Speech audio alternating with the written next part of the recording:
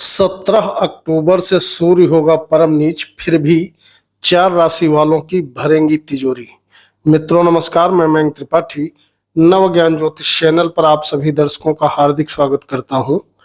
आज के वीडियो में जानकारी में देने का प्रयास करूंगा कि 17 अक्टूबर से लगा करके 15 नवंबर तक का सूर्य देवता नीच राशि में गोचर करेंगे, और जब ये नीच राशि में गोचर करेंगे तो शुक्र देव जिनकी राशि में नीच होने जा रहे हैं वो सूर्य का नीच भंग करेंगे।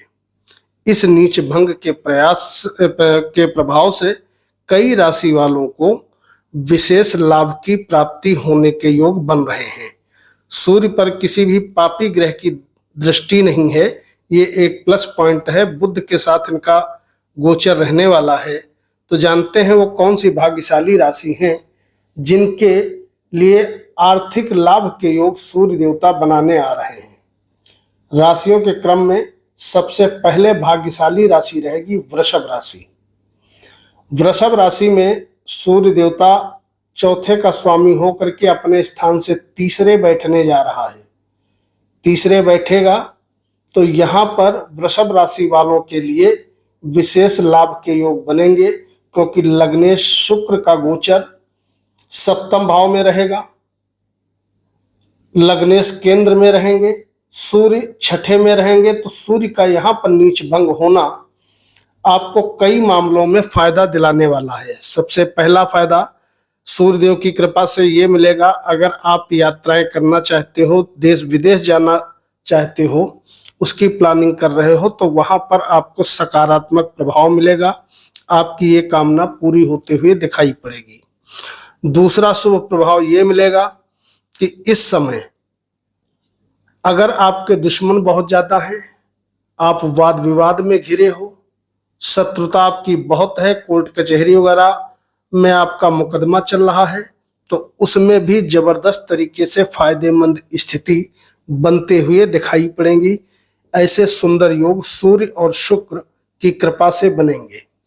तीसरा फायदा ये मिलेगा, शुक्र इस अवधि में आपके सप्तम भाव में बैठे हैं, सीधे अपने ही भाव पे यानी लग्न पर प्रभाव डाल रहे हैं। तो मान सम्मान के लिए, सकारात्मकता के लिए कहीं ना कहीं सूर्य का नीच होना और आर्थिक लाभ दिलाना, इतने शुभ प्रभाव सूर्य और शुक्र की कृपा से आपको मिलने वाले हैं। यानी कि कह सकते हो कि सूर्य का नीच होना, राशि परिवर्तन करना वृषभ राशि वालों के लिए बहुत ही सुंदर फल देने वाला रहने वाला है। इसके बाद बात करेंगे अगली राशि की। तो अगली राशि दिखाई पड़ रही है कर्क। वैसे कर्क राशि में नीच भंग योग तो नहीं बन रहा है, लेकिन चौथे भाव में सूर्य नीच का केंद्र में होने जा रहा है, और जब केंद्र में नीच के होंगे तो कुछ मामलों में आपको भी बढ़िया फायदा देखने को मिलेगा। पहली चीज, अगर आर्थिक दृष्टिकोण से देखें तो शुक्र सीधे आमदनी भाव को, अपने ही घर को बढ़ाएगा। तो आमदनी के लिए यहां पर शुक्र का गोचर आपके लिए बड़ा गजब का हो जाएगा। उधर सूर्य चौथे भाव में नीच का है, तो निश्चित तौर पे मान के चलो आपके थोड़ा मन में उदासी हो सकती है, लेकिन कार्य क्षेत्र को इस समय आप बढ़ते हुए देखोगे। चाहे नौकरी हो या व्यवसाय, नौकरी व्यवसाय के लिए सूर्य का केंद्र में नीच का होना आपके लिए प्रॉफिटेबल रिजल्ट लेकर के आने वाला है। हाँ, एक चीज जरूर ध्यान रखिएगा, मन में अशांति रहेगी और थोड़ा अपने माता श्री के स्वास्थ्य का आपको विशेष रूप से ध्यान रखना होगा। इसके बाद जानकारी देंगे अगली राशि की। वह राशि बहुत अच्छा तो फल यहाँ पर सूर्यदेव नहीं देंगे, लेकिन ठीक ठाक फल इनको भी मिलेगा। वह राशि है स्वयं सूर्य देवता की राशि सिंह। सूर्यदेव हमेशा तीसरे भाव में बहुत बढ़िया फल करते हैं, और सूर्य आपके लग्नेश होकर के तीसरे भाव में नीच के होंगे। उधर शुक्र चौथे में रहेंगे, नीच भंग करेंगे सूर्य देवता का। इसका मतलब ये रहा, आने वाले समय में जो तारीख मैंने बताई है 17 अक्टूबर से लगा करके 15 नवंबर तक का, इस बीच में आपको श्रम तो अधिक करना पड़ेगा, लेकिन सूर्य का उच्च का प्रभाव आपके भाग्य भाव पे पड़ रहा है और उधर शुक्र केंद्र में बैठा हुआ है कर्म का मालिक होकर के।